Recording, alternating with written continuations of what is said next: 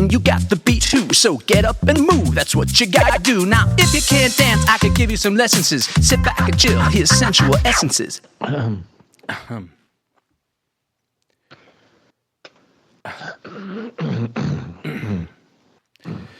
Well, thank you for joining us today. It's an honor to have you here, sir.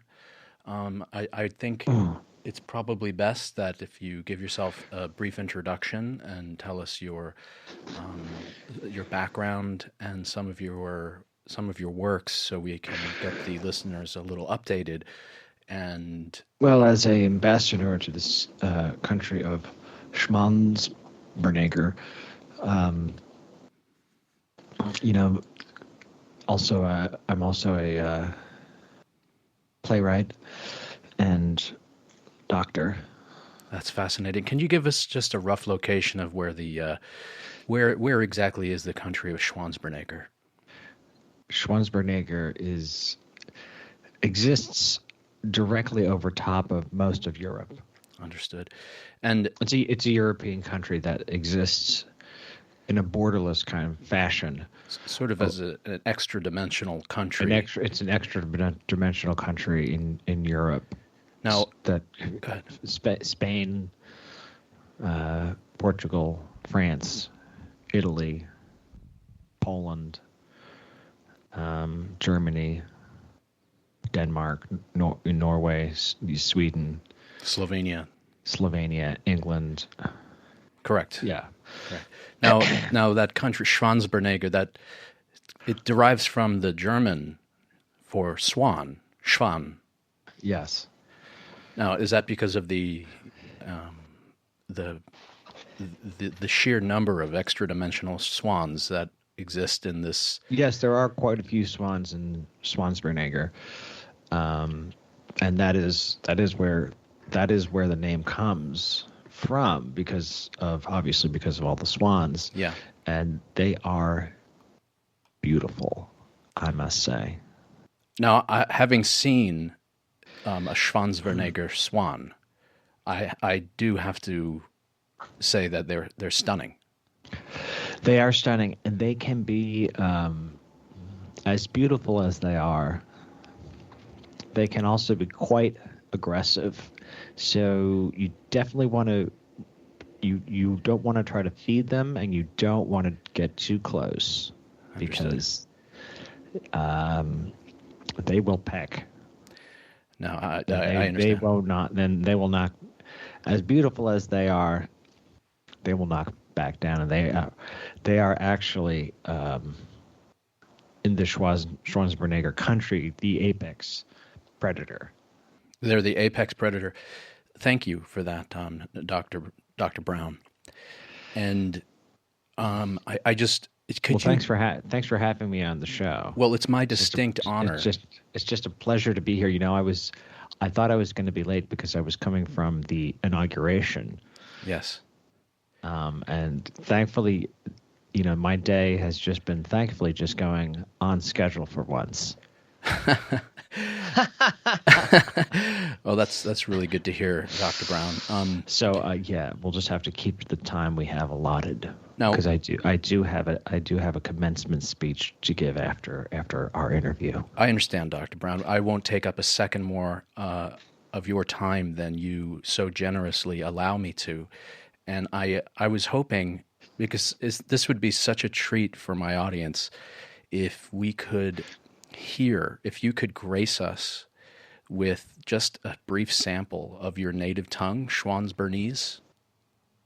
Oh, it's such a rare. It's such a rare thing to actually hear Schwanzenberger spoken by a Schwanzenbergian. Could you please, if I may, indulge us? I will just indulge your request here. Now, normally, I got a lot of requests to speak in Schwanzenberger.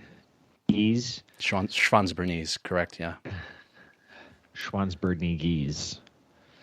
And a lot of times people ask me to do it just as a kind of a novel, sideshow act kind of thing, and well, that's a shame. I oftentimes just say, well, no, I won't just indulge your whimsical curiosities, because almost no one has ever heard the language spoken. I know it would truly be our distinct pleasure if you could. And 99.999% of the times I just say no, but because of the absolute sincerity that you've asked me to speak my native tongue in, I'm just obligated, because of the sincerity with which you asked, Thank you, that I should just oblige your request. And so, absolutely, Thank you. absolutely, no problem at all. Well, whenever you're ready. So here goes.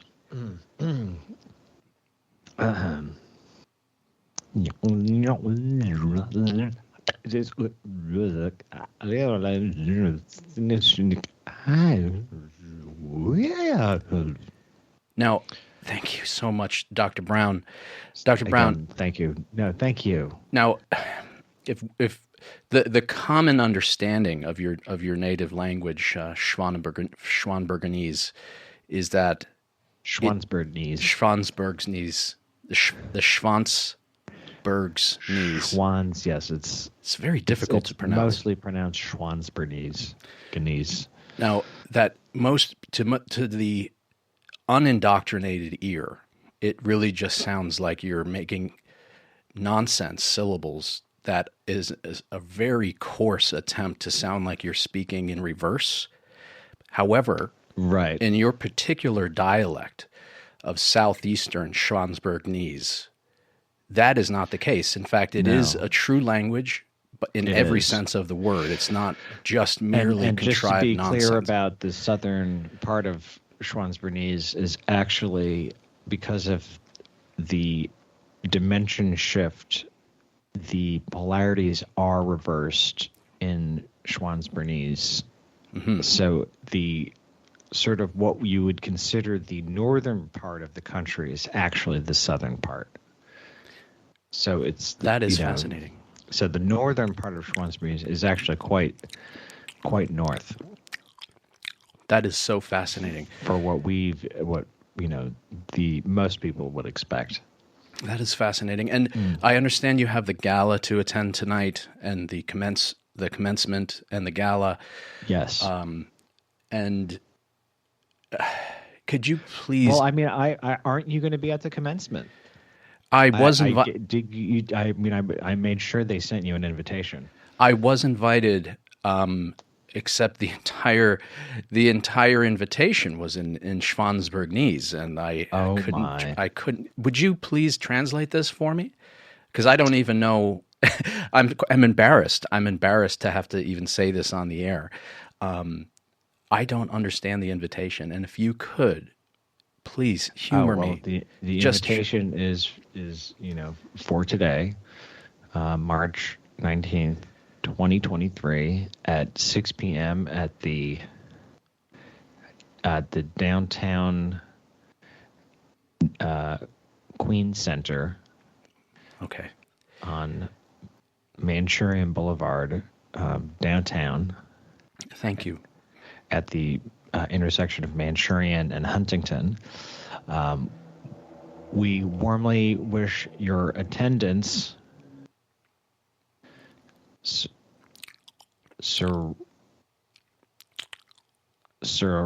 Incisor. Sir Incisor.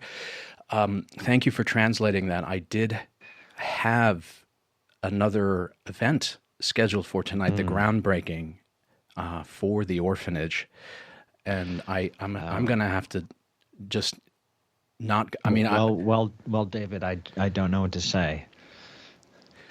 I don't. I was hoping you could, at least come down for a moment and just enlighten us with your humor and your candor, and if you could just talk a little bit about the your autobiography that you just finished, And I had the distinct pleasure of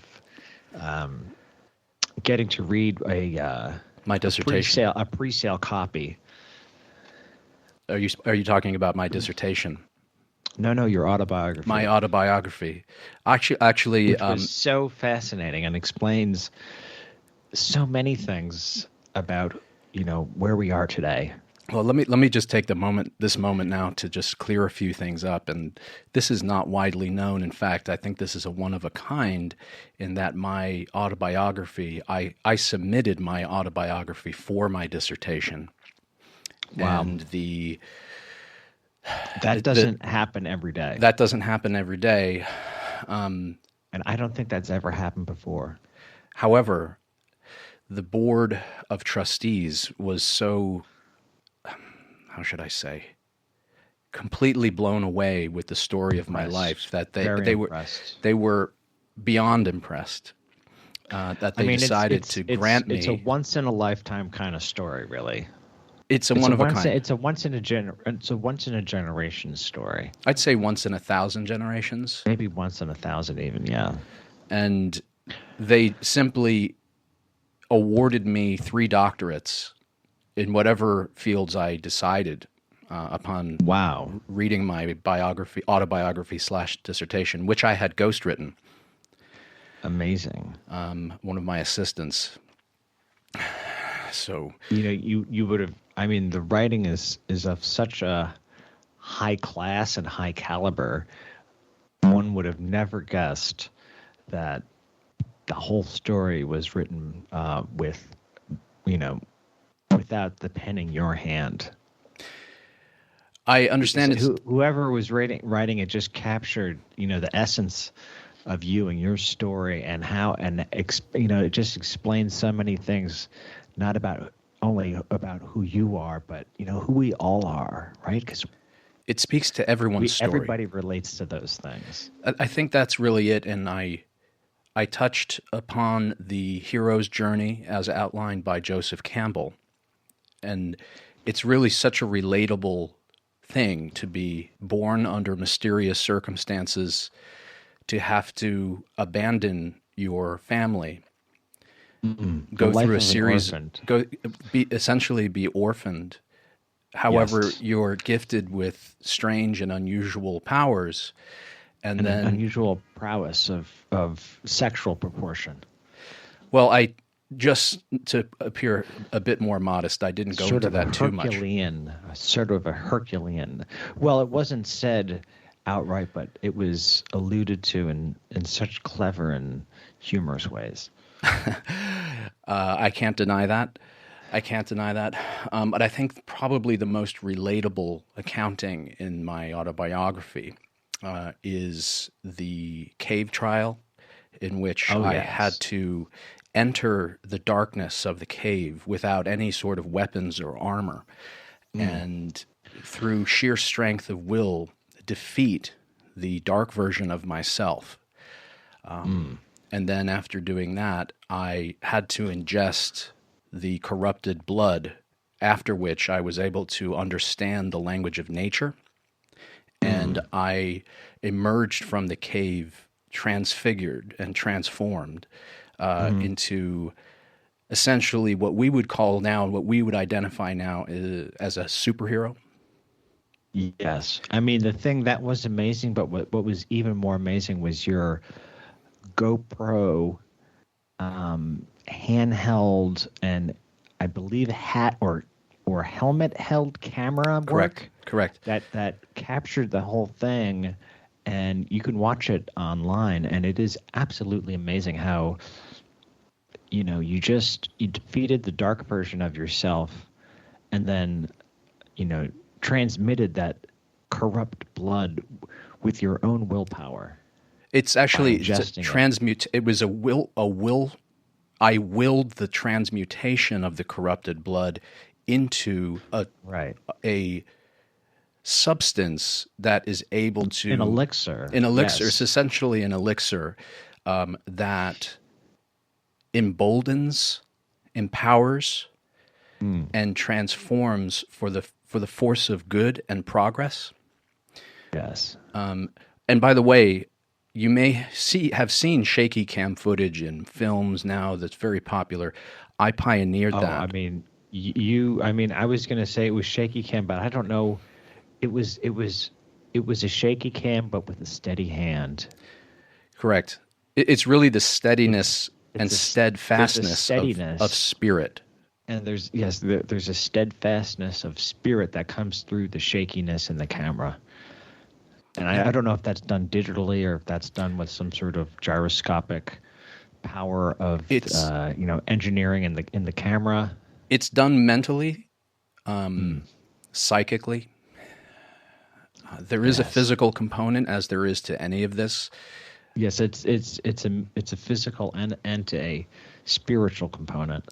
Now, I just for people who are aspiring, the amount of physical endurance and the level of physical fitness that I Mm, achieved on this journey is essentially unachievable by 99.999999999% of the mm. human population. I am able to lift 700 times my body weight, Almost like an ant. essentially like an ant. I can run faster than a cheetah, and my flight speed is commensurate with the peregrine falcon. That's that's something. And I also wanted to mention, and again, I'm not trying to brag, but No, no, no, not bragging at all, really. when I I received, mean, when you understand the actual prowess there, it's how can you brag? it's really it's all about your mindset. Right. And when I was running at the limits, I said there are no limits. That's exactly so true. When the evil, dark shadow version of myself hurled that 70-ton boulder on top of me, and I felt my bones being crushed and my organs collapsing, I said, this is Mm. just a state of mind. Right. It's just a state of mind. I'm limiting myself by thinking this is my last moment on this planet. I can't feel my toes. I These don't are all even have any self-limiting toes. self-limiting ideas, and I You just rejected that. just acknowledging that some of your limbs have been severed by the crushing weight of the boulder. Don't admit that sort of self doubt. Correct. As soon as you let those negative thoughts in, you've essentially admitted defeat. I rejected Right. that. I rejected reality, and I actually lifted the boulder over my head and just threw it right back at the shadow version of Mm. myself. And he dematerialized. That was confusing. And then when Mm. he rematerialized behind me with an ancient katana Mm. that was blessed by the Shinto priests with the power to destroy anything that it touched, again, I thought, I shall not limit myself. And I caught the blade between my finger and thumb and instantly vaporized it with my psychokinetic, Which is really something because my a psychokinetic weapon finishing like move. that really is. I mean, those are collector's items. Unfortunately, that has been dematerialized. It exists in a completely different plane of this universe that's inaccessible by most people. I mean, whenever we lose a weapon like that, to mental fortitude, it's just, you know, it's the kind of thing where we know you did what you needed to do, but gosh darn it, I mean, yeah, golly gee whiz, right? right, right. You just got to say to yourself, I got this. Golly gee, I got this. golly gee, I you got got this. this. I got this. So So I mean, I wish you could have. We could have had. I mean, I wish we could have had you down to the event later this evening. Just to have a few words of your your personal account of your autobiography. Um, it's always so such a treat to have you come down. Now, Dr. Brown, I Yes. it just dawned on me what you're doing here, and it's just a tribute to your own modesty.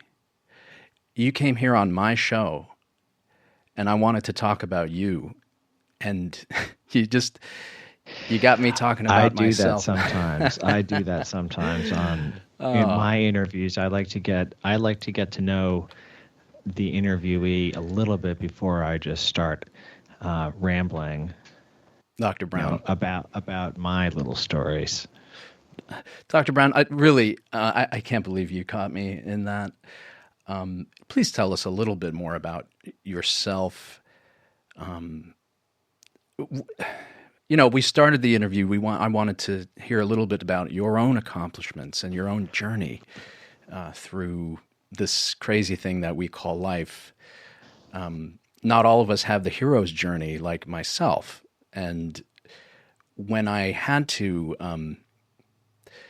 defeat the evil cyborg that was trying to destroy the entire planet and take over the solar system, I thought to myself,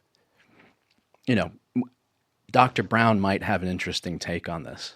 Yeah. Well, I mean, and it was a really tough fight. It was a tough fight. They had made his exoskeleton out of an almost impregnable super alloy, and had I not studied metallurgy and known the weakness, it's sort of like a rock paper scissors thing. like so many things in life are. Correct. Now, just hold on. I just wanted, before you go on, I just wanted to say that had I not known the exact right execution of how to defeat Cyborzilla, that was this villain's name, we would all be dead. We'd all be dead. So, go on. Well, I mean, I guess, my story is maybe not the one of the hero, but maybe more of the one of the shaman. The shaman's journey. The shaman's journey, yes. And that reminds me. It wasn't really my, how do I say this, choice in the matter that at the tender age of 4 years old, I had a calling, and I was called all the way from my hometown of Indianapolis, Indiana, all the way to Bangladesh, India. Well, the shaman's life chooses you. And upon arrival in Bangladesh as just a young boy, I immediately came down with a gut-busting case of dysentery. And nearly died, and was saved by a group of monkeys that attended to my needs, and one of the mother monkeys actually breastfed me back to health. And it was through the mother monkey's milk that. Yes, I gained new powers not often attained by most people. Could you elucidate on some of your endowments? Well,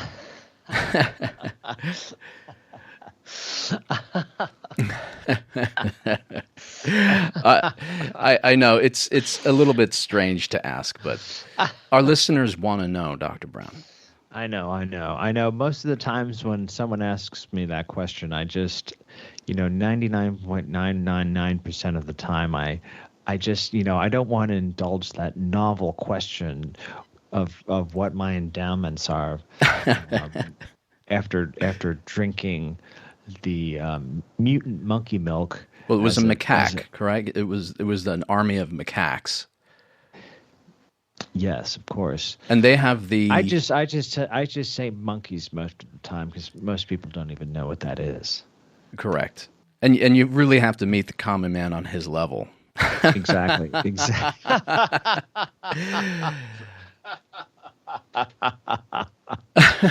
Oh, David, you've got me there. You've got me there. Now, Dr. Brown, I this has been so much fun. This has Yes, been it so really much fun. has. It really has. I don't want to make you late for your engagements. Oh, that's I you just wanted to know, show you something you that know I was, it's such a rare thing that my day is actually going on schedule. Dr. I feel Brown. like I don't even mind spending just a few more minutes just to tell you some more stories. But as I was saying, most of the time, 99.999% of the times, maybe with an extra 9 or 2 more nines after that percentage, down to the 100,000th of a decimal. You know, I don't answer the question just because I know that the person asking just wants to hear that novel answer. Well, oh, you have, you live in another dimension over Europe that you've invented, and you have, hundreds of thousands of other people that you've brought into that dimension that live there and It's pay an tribute to enlightened you. utopia. And And that's your doing, isn't it, Dr. Brown? yeah, well, it's all my doing, yes.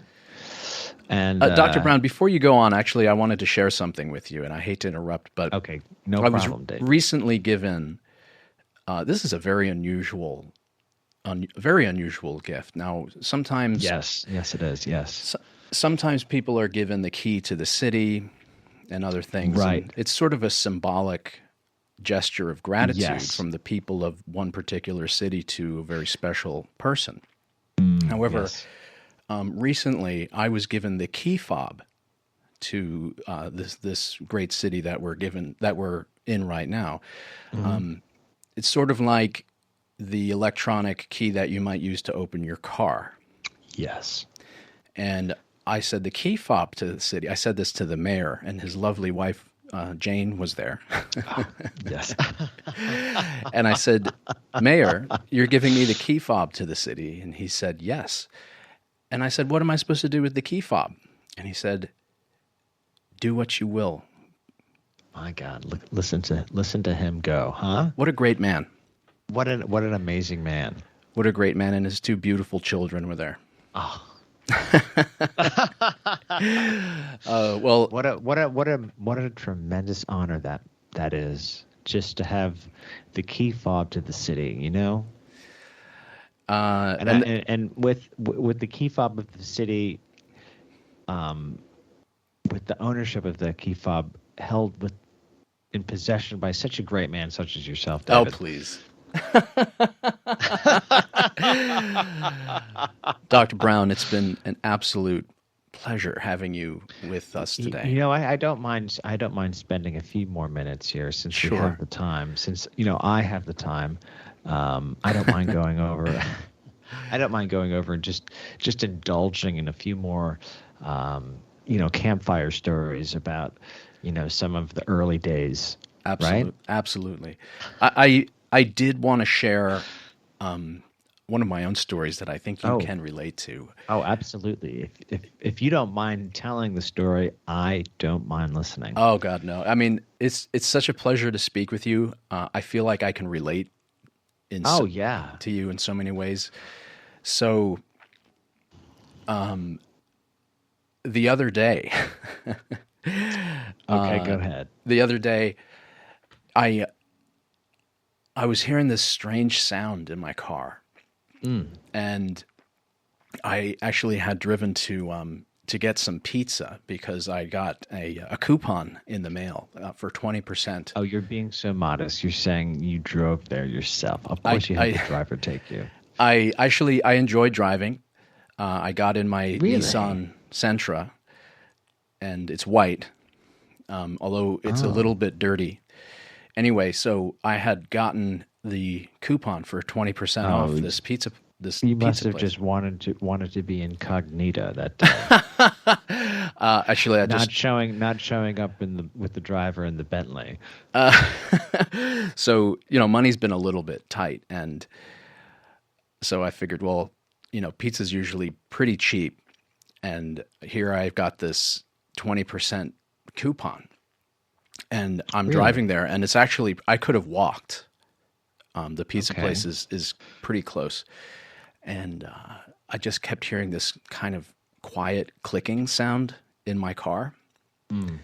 And when I got to the pizza place, I looked under my car and I didn't see anything. So I just went in and I used the coupon.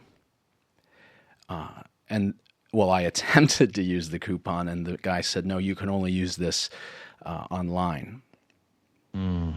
And so I ended up paying full price. That happens.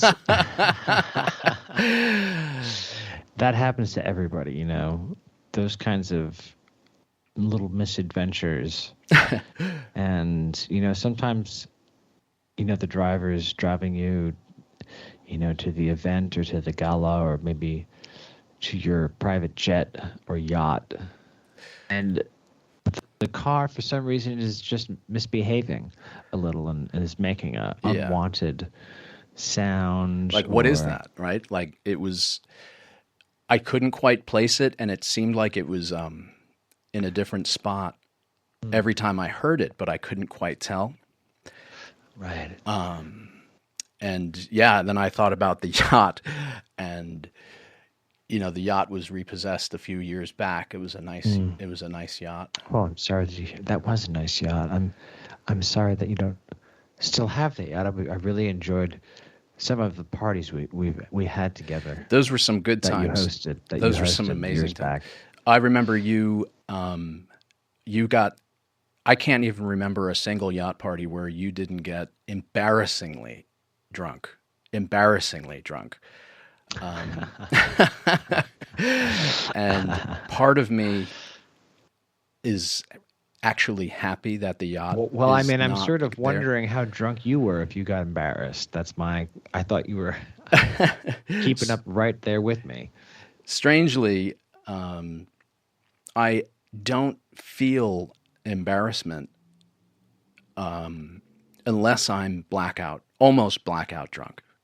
Interesting. Wow. That's such an interesting trait that you have, David, that empathy, even at the brink of consciousness, or Well, should I say the brink of lack of consciousness, you still have that that part of you that just says, you know what, I'm I still need to do more. uh, isn't it I more? still have that. You still have that drive that just gets you up in the morning and says, I have to do better today. Right? It's actually been a while since I've felt that, and Mm. sometimes I just don't even get up out of bed.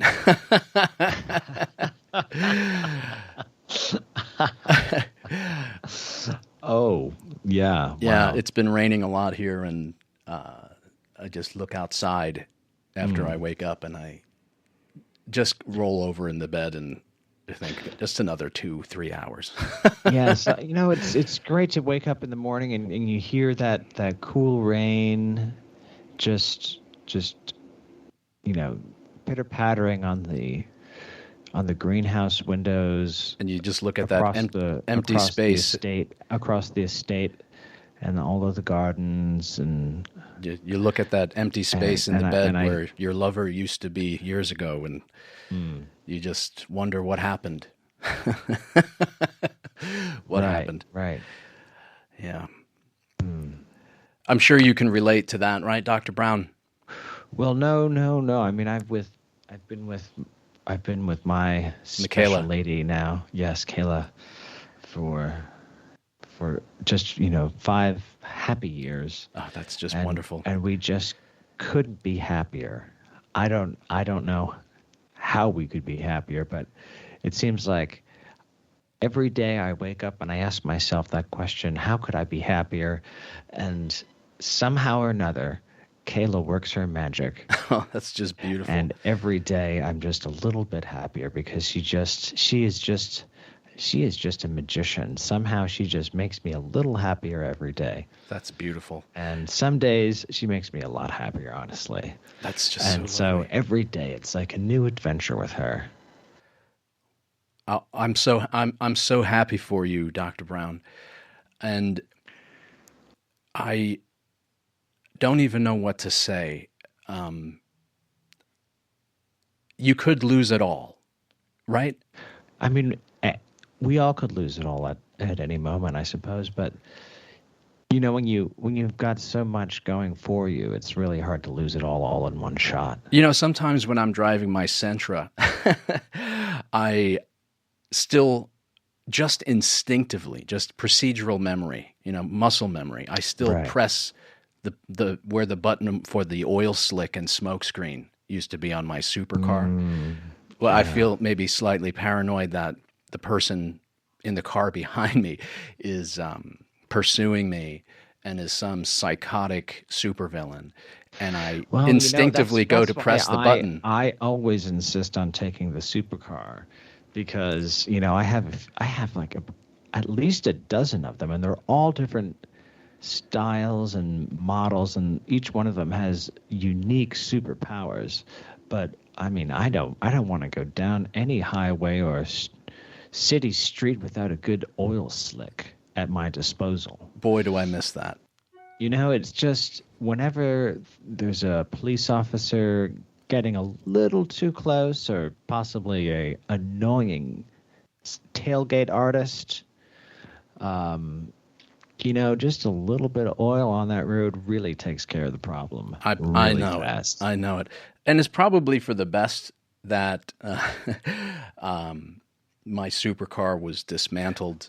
Well, on my supercars, not only do I like to use the oil slick, but I do a little bit of a oil gasoline mixture Oh, no, that's clever. that I've come up with myself. And then to top it off, what I like to do is I like to send a little bit of a spark Ooh, down that oil slick gasoline mixture and just get that going with a little bit of heat, if you know what I mean. And that can be just tremendous. boy, oh boy, you said it. Just tremendously effective. Boy, oh boy, you said it. I mean, just the other day, I left a bar where I drank alone for 3 hours, and I probably should not have driven home. And I Wonderful. saw a police car behind me, and I went for that missile launcher button. But again, it's just a Sentra, and that Well, police officer would have been. He wouldn't have had a good day if I connected.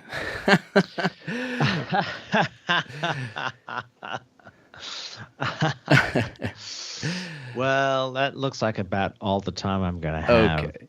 today to talk to you, David. I was really hoping you could maybe come down to the dinner later, but I just got notified that Oh, your slot was taken up by someone else, good thing and I canceled at the groundbreaking for the orphanage to come to your event. But yeah, it's just one of those things, I just understand. one of those things. Dr. Brown, it's really been Oh, such a pleasure.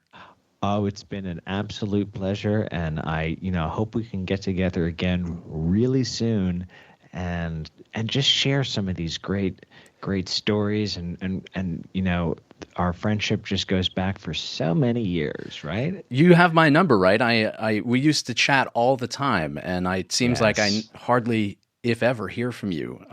Here's my phone number again on my. Okay. Okay, I'll you give can that to call me my assistant. anytime, Sure. or send a text, Sure. or even just like my Facebook posts. Okay, great. Well, I'm not on Facebook. I've never been on Facebook because Okay. I don't really have that kind of public. Yeah, it's not public. Oh. Well, thank you again, Dr. Brown, and Oh, thank you, until next David. Thank time, you.